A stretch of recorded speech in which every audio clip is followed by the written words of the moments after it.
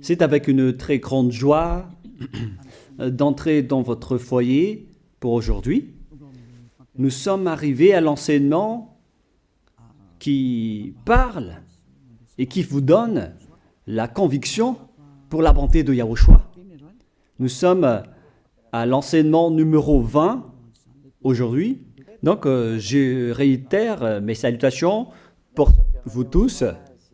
C'est l'ambassadeur de Yahushua Ziadia qui entre dans votre foyer en portant l'enseignement de Yahushua qui vous donne la vie éternelle, qui vous donne le bonheur ainsi que la bonté et la grande paix avec ce vrai Dieu. Nous sommes à l'enseignement numéro 20 et directement nous allons entrer dans le vif de l'enseignement. Nous allons lire la Sainte Écriture dans 1 Corinthiens, chapitre 15, verset 3. 1 Corinthiens 15, 3.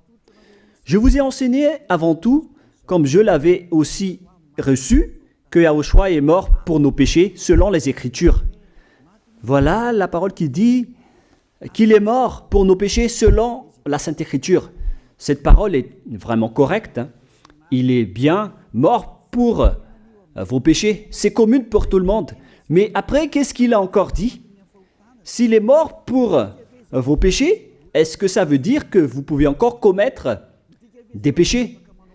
Est-ce que ça veut dire que vous pouvez encore faire du mal?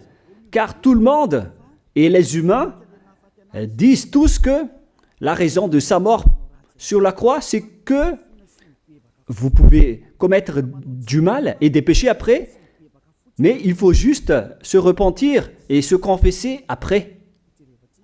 Et c'est ce schéma que nous allons voir. Est-ce que c'est bien ça ce qui est dit dans la Sainte Écriture?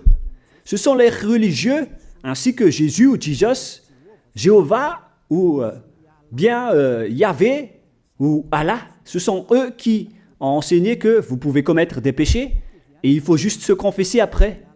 C'est pourquoi je vous dis que le Dieu Allah, Jéhovah, Yahvé et Jesus, ils sont tous pareils. Ils sont dans un même groupe. Ils sont différents de Yahushua. Yahushua est tellement différent. C'est lui qui est avec le Dieu d'Abraham. Mais on a toujours diffamé ce Yahushua. Mais le moment est venu de vous dire, pour vous qui êtes sur terre, que ce n'est que des ruses du diable. Voilà, on va voir maintenant qu'est-ce que le Fils du Très-Haut a vraiment dit après sa mort. Est-ce que c'est possible de commettre encore des péchés et qu'il faut juste demander pardon après? Est-ce que c'est ça ce qui est dit dans la Sainte Écriture? Nous allons donc d'abord voir ce que le Dieu d'Abraham a dit depuis longtemps. Le Dieu Yahva avec le tétragramme Yod, He, Vav, He. Voilà le tétragramme. Il s'appelle Yahva. C'est pourquoi vous dites Alléluia. Il s'appelle Yahva. Qu'est-ce qu'il a dit? Et nous allons voir dans Ésaïe,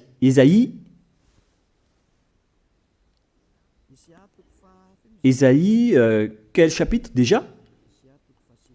Ésaïe, chapitre 59, versets 1 et 2. Nous allons partir de cette parole du prophète, car on doit toujours se référer aux paroles des prophètes anciens. Non, la main de Yahva n'est pas trop courte pour sauver, ni son oreille trop dure pour entendre.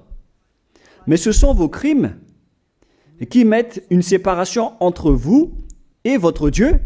Ce sont vos péchés qui vous cachent sa face et l'empêchent de vous écouter. On précise bien ici que ce Dieu n'écoute jamais les pécheurs. Au contraire, sa face se cache de vous et vous ne pouvez pas lui obliger de vous écouter. Si vous faites ça, alors vous avez été piégé par le diable. Vous avez mangé la nourriture du diable si vous dites que Dieu écoute les pécheurs. La loi qu'il a posée ici, c'est qu'il n'écoute jamais les pécheurs, quoi que vous fassiez. Donc, puisque on doit écouter les paroles des prophètes israéliens, on ne doit pas déborder. Alors, on va voir également, est-ce que la parole du Fils du Très-Haut qui a été crucifié a dit aussi la même chose? La réponse c'est oui. Il a également confirmé la parole des prophètes.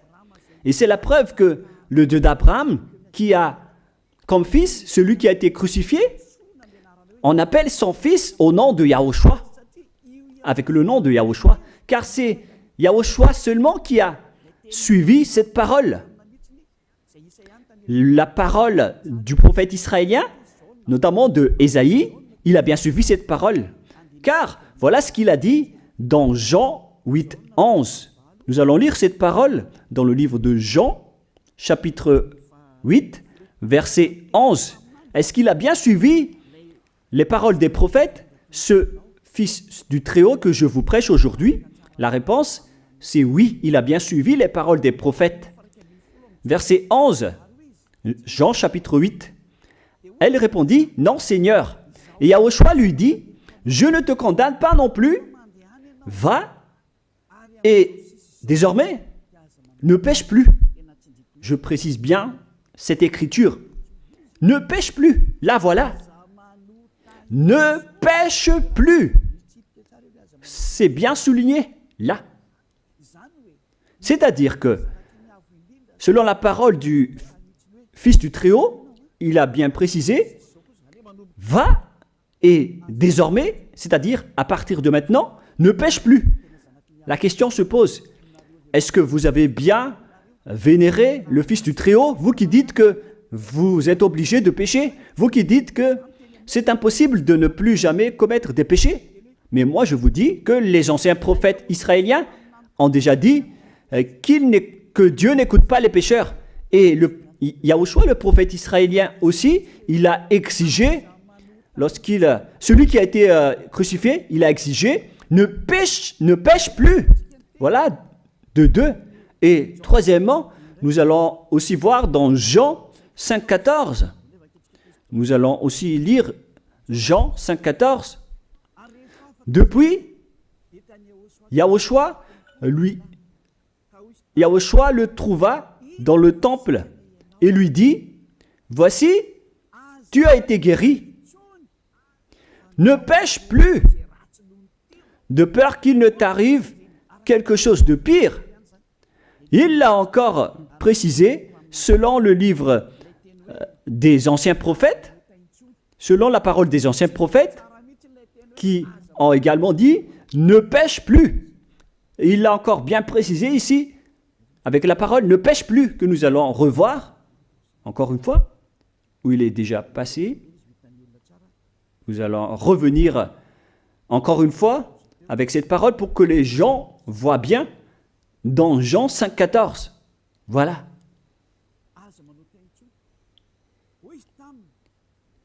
Ne pêche plus. Il lui dit, voici, tu as été guéri. Ne pêche plus de peur qu'il ne t'arrive quelque chose de pire. Ça va être encore plus pire pour vous à la fin si vous commettez encore des péchés. Ça va être dangereux pour vous si vous dites que vous devez encore pécher. Car le Fils du Très-Haut, il a bien précisé qu'il ne faut plus jamais pécher. Et c'est bien en accord avec la parole. Et après sa mort, les apôtres ont continué ses œuvres. Et qu'est-ce que les apôtres ont également dit? Nous allons remonter jusqu'à ce niveau. Qu'est-ce que les apôtres ont dit après la mort de Yahushua, lorsqu'il a été ressuscité et monté au ciel des cieux? Qu'est-ce que les apôtres ont dit? Est-ce que les apôtres ont changé cette idée? Et nous allons donc aussi voir la parole des apôtres dans Hébreux chapitre 10. Hébreux 10, 26, vous pouvez afficher directement. Car si nous péchons volontairement, vous alors qui dites que on doit toujours commettre des péchés, mais il faut juste se repentir à partir de vendredi, samedi et dimanche. Réfléchissez, car la parole des apôtres précise bien ici que si nous péchons volontairement après avoir reçu la connaissance de la vérité, C'est-à-dire, après avoir connu qu'il y a eu quelqu'un qui a été crucifié pour toi, qui t'a sauvé, qui est mort pour toi. Si tu as connu tout ça, voilà donc la parole qui va avec. Il ne reste plus de sacrifice pour les péchés. Il n'y a plus de pardon pour vous. Mais une attente terrible du jugement et l'ardeur d'un feu qui dévorera les rebelles. C'est vraiment pire. C'est pas moi qui ai inventé ce danger. Hein. Il faut lire la Bible. Prenez votre Bible et lisez-la. Mais une attente terrible du jugement et l'ardeur d'un feu qui dévore. C'est un jugement atroce qui vous attend, ainsi qu'un ardeur d'un feu qui dévore les ennemis et les rebelles. Tout ça va vous dévorer et va vous anéantir. Voilà ce que ça veut dire. Moi, je vous dis, c'est ça ce qui vous attend. Vous allez devenir des ennemis. Les pécheurs, donc, deviennent des rebelles et des ennemis. Vous pouvez bien lire. Vous devenez des ennemis du Dieu d'Abraham. Vous, les pécheurs, vous n'êtes jamais avec lui. Et l'ardeur d'un feu, ainsi qu'un terrible jugement, vous attend. Tout ça va vous dévorer. La question qui se pose, la réalité qui se passe ici, est-ce que ça suit bien la parole des prophètes? La réponse c'est oui, ça suit bien la parole de Ésaïe, ainsi que la parole de Yahushua. Et après, les apôtres ont dit qu'il y aura encore un terrible jugement qui va vous dévorer avec l'ardeur d'un feu. C'est vraiment un danger qui brûle pour vous. Oh les gens! Mais qu'est-ce que Jésus, Allah, Jéhovah Yahvé, qu'est-ce qu'il vous a enseigné? C'est le contraire de cette parole. Alors que là, on voit bien avec cette écriture que si nous péchons volontairement, c'est-à-dire commettre un péché et se confesser après, et ainsi de suite, la confession et la demande de pardon que vous faites, etc. Et si vous dites après, donc, vous, est-ce que vous ne péchez plus vraiment? La réponse est oui, directe et catégorique.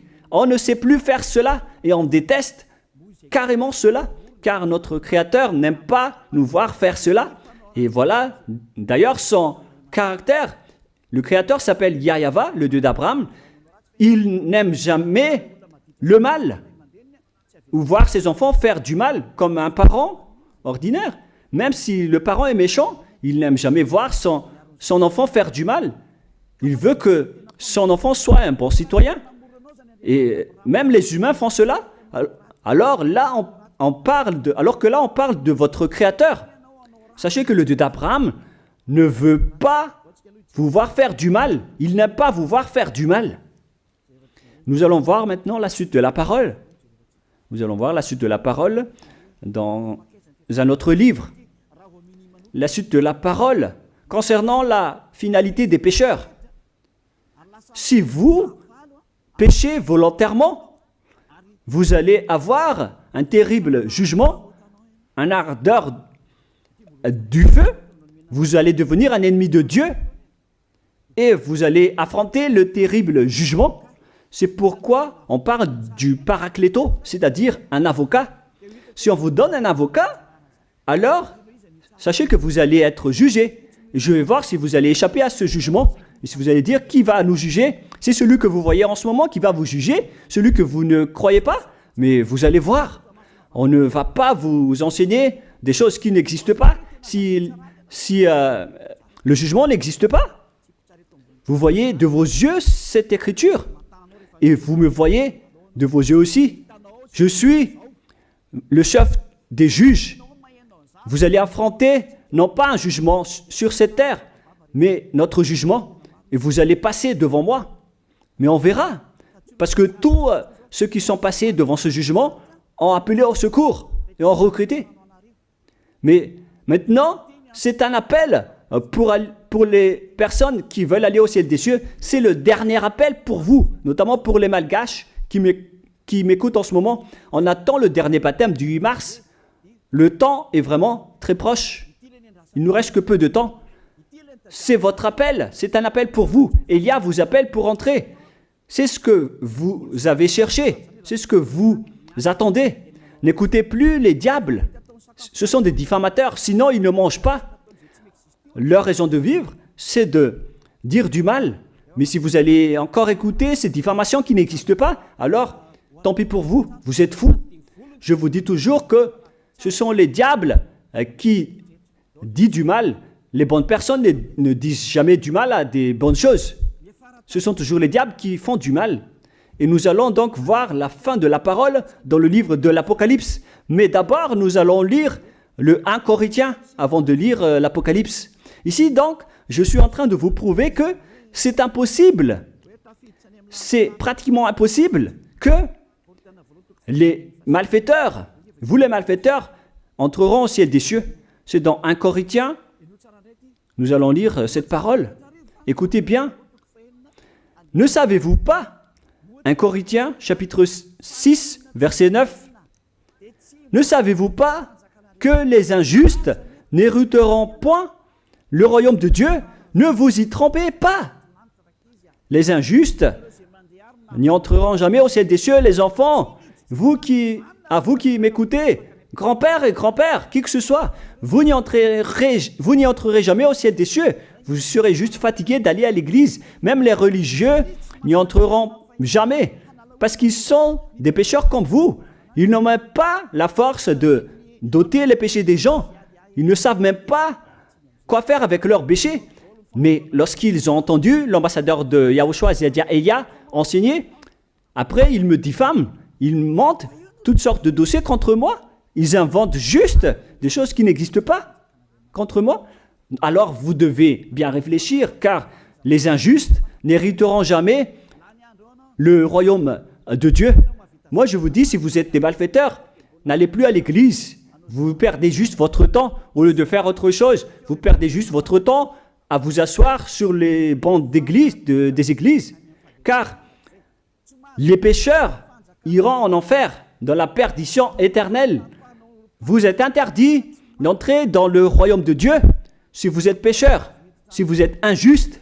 Toutes ces personnes n'y entreront point là-bas. Ne vous y trompez pas, selon la parole. Faites entrer ça dans vos oreilles et dans votre conscience. Ne vous y trompez plus.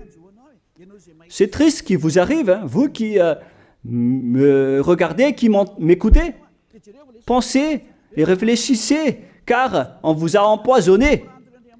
Est-ce que c'est conforme avec la Sainte Écriture, ce que vous dites en disant que nous sommes sous le ciel et nous devons être trempés, nous marchons sur terre et nous devons trébucher? C'est vous qui avez dit ça, mais c'est contraire à ce qui est dit par la Sainte Écriture, car il est dit que les adultères, les incrédules, les abominables, les idolâtres, les malfaiteurs ainsi que les terroristes n'hériteront jamais le royaume de Dieu. Les diffamateurs, y compris, c'est-à-dire les personnes qui diffament ce saint royaume de Dieu, qui produisent des bonnes personnes qui ne pêchent plus. Si vous diffamez cela, alors vous faites partie des diffamateurs.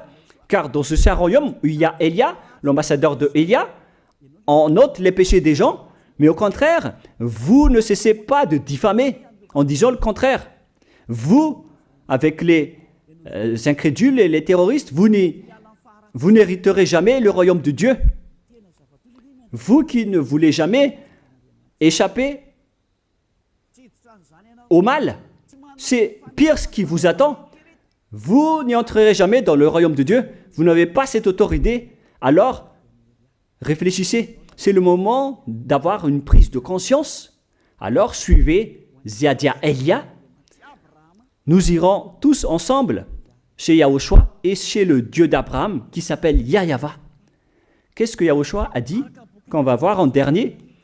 Selon le livre de l'Apocalypse 21, 8, Apocalypse chapitre 21, verset 8. Chapitre 21, verset 8. Nous allons lire au nom de Yahushua. Mais pour les lâches, les incrédules, les abominables, les meurtriers, les impudiques, les enchanteurs, les idolâtres et tous les menteurs. C'est-à-dire tous les malfaiteurs et les pécheurs. Voilà les schémas et les œuvres, les travaux qu'ils font. Leur part sera où? Dans les temps ardents de feu et de soufre, ce qui est la seconde mort. Vous irez dans cet étang ardent de feu et de soufre, car c'est la seconde mort qui vous attend. Voilà ce que ça veut dire. Qui d'entre vous veut aller là-bas? C'est ça ce qui attend les lâches et les incroyants. Et qui ne veut pas écouter cet enseignement, celui qui a peur des parents, des collègues, des peuples. Vous n'êtes que des lâches. C'est pourquoi Yahushua dit, ne n'ayez pas peur des simples personnes mortelles qui ne peut pas tuer votre esprit, mais ayez peur de celui qui peut vous jeter en enfer, c'est-à-dire le Père Yahva et Yahushua, ainsi que Elia. Elia aussi peut vous jeter en enfer. Il a aussi ce pouvoir. Et si vous allez dire, mais comment est-ce possible? Ne jouez pas avec cela. Hein? Moi, j'ai bien ce pouvoir. J'ai le pouvoir d'envoyer les diables là-bas. Et j'ai aussi le pouvoir de les faire revenir ici pour faire, en cas d'enquête. J'ai vraiment ce pouvoir. Et les gens dans ce saint royaume ont déjà vu cela. Alors, souvenez-vous que la personne que vous voyez en ce moment a ce pouvoir.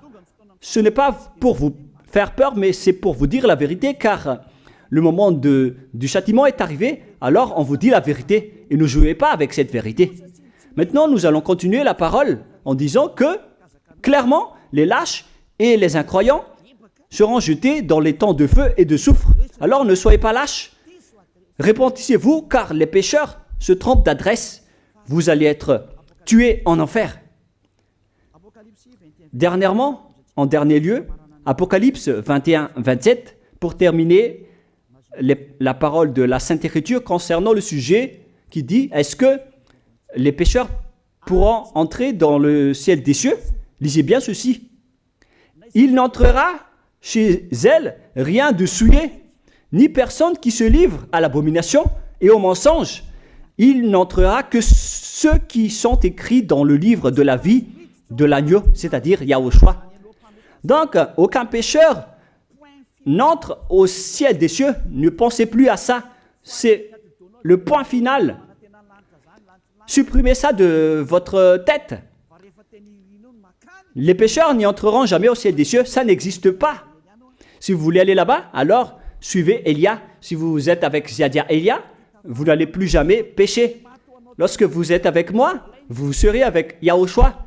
Celui qui est mort sur la croix, celui qui a dit, ne pêche plus. Voilà. Et en dernier lieu, si ce vrai fils du Très-Haut a dit tout cela, quel est son nom déjà? C'est Yahushua. Il a dit, ne pêche plus. Et vous voyez bien, les humains, que votre terre aussi suit cette parole. C'est-à-dire la parole qui dit, ne pêche plus, selon le Créateur. Car la terre doit aussi suivre la parole de son Créateur et son propriétaire. Il y a aussi des dirigeants sur cette planète Terre et aucun dirigeant n'a enseigné que vous pouvez commettre des vols, vous pouvez vous assassiner entre vous, vous pouvez faire des viols, braquer les banques, ainsi que toutes sortes d'adultères et d'abominations. Ça n'existe pas sur cette terre. Vous voyez bien que toutes les constitutions humaines réglementent bien les populations pour qu'ils ne fassent pas du mal. Soyez éclairés. Ça veut dire que vous suivez l'ordre de son propriétaire. Le propriétaire ne veut rien savoir. Il s'appelle le Dieu Père Yahva et son fils s'appelle Yahushua. Vous suivez leurs ordres, car vos constitutions, que vous soyez chinois, africain, anglais ou africain, la constitution protège les gens pour qu'ils ne fassent pas du mal. C'est clair alors que le vrai Dieu, qui est le propriétaire de votre planète Terre, que vous ne voulez pas suivre, que vous n'aimez pas, il a instauré cette loi et cet ordre pour vous. Vous suivez ces ordres. La preuve, aucun président n'accepte jamais le mal dans son peuple, dans sa population. C'est-à-dire que même les présidents suivent la loi et l'ordre de ce vrai Dieu propriétaire. Également pour les juges qui n'acceptent pas les crimes. Mais vous n'êtes pas conscient. Sachez que les gens, lorsqu'ils commettent des crimes, ils vont en prison. Et je vous pose aussi la question à vous, les juges, mais qu'en est-il de vous? C'est une petite parenthèse pour vous dire que même vous suivez l'ordre du propriétaire de cette terre, mais vous ne savez rien car vous êtes étouffé par les paroles des faux dieux qui disent que Dieu écoute les pécheurs, alors que Dieu n'écoute même pas les pécheurs. Et après, vous manipulez le sujet en emprisonnant les criminels dans les prisons, soit de Tiafa à Kaznad, à Antalmour. Et dans la région de Fianarantsoa, il y a aussi l'endroit de la prison d'Amala-Tavoink. Excusez-moi parce que je ne connais pas les endroits, je dis juste comme ça. Mais tout cela, c'est pour vous dire que même les dirigeants de cette terre suivent la loi de ce Dieu. Parce qu'il dirige le pays, alors il doit suivre la loi du Dieu d'Abraham qui n'accepte pas le mal pour qu'ils restent à leur place, même jusqu'au Premier ministre et les ministres. Ils n'acceptent pas les crimes. C'est vraiment étonnant, hein, alors qu'ils font aussi du mal. Si par exemple, un président de la République vous dit « Choisissez-moi à l'élection et après je vais vous laisser commettre des vols, commettre des adultères, prendre des drogues, je vais grâcer tous vos crimes. » Mais après, personne ne va le choisir à l'élection. Personne ne va faire ce type de propagande. Les gens vont choisir celui qui va transformer les gens en bons citoyens et celui qui peut développer le pays. C'est ça ce que vous cherchez. Et là, même vous cherchez les bonnes choses. Ce que je veux dire, c'est que vous faites comme le Dieu d'Abraham. Celui que je vous prêche, celui qui n'aime jamais le mal, mais que vous avez nié, vous avez piétiné, vous avez donné des coups de pied à cette vérité. Mais soyez conscients, dans la pratique de votre vie, vous voyez que c'est la vérité, ce que je vous dis, mais puisque c'est moi seul qui a réussi cela sur cette planète Terre, et après vous êtes en colère contre moi, mais on va se revoir bientôt. Bientôt, vous allez devoir me chercher, surtout vous qui avez des grands propos. Prochainement, vous allez voir ce que vous allez voir.